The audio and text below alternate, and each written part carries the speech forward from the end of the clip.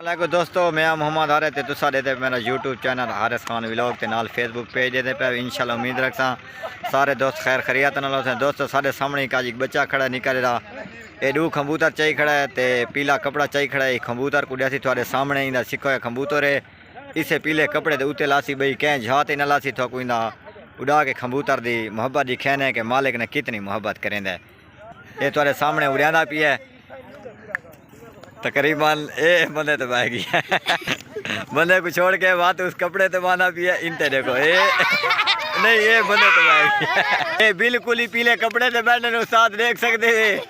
मालिक ये बता ये कपड़ा चाहिए कबूतर उन्हें वो बैठे ये उड़ाना पे देखो तुम्हारे सामने ए इसे कपड़े दे उते लासी ए सामने आना पे देखो ये देखो ए मालिक तो पिछू भजदा होता है काफ़ी ज़्यादा मालिक ने मोहब्बत इस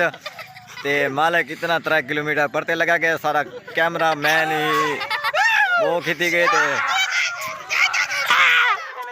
ये छोटे बाल वह शैतानियां करेंदे देखो ये तकरीबन